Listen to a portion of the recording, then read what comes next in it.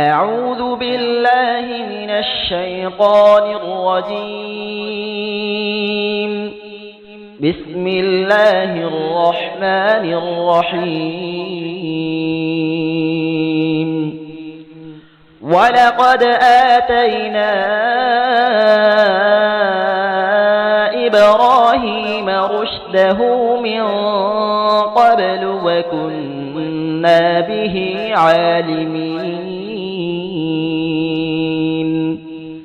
إذ قال لأبيه وقومه ما هذه التماثيل التي أنتم لها عاكفون؟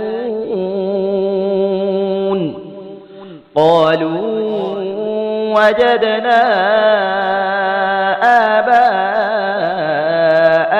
لها عابدين. قال لقد كنتم أنتم وآباؤكم في ضلال مبين.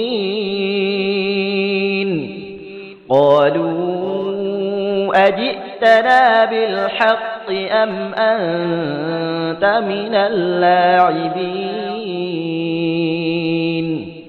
قال بل ربكم رب السماوات والأرض الذي فطرهن وأنا على ذلكم من الشاهدين. وتالله لأكيدن أصنامكم بعد أن تولوا مدبرين. صدق الله العظيم.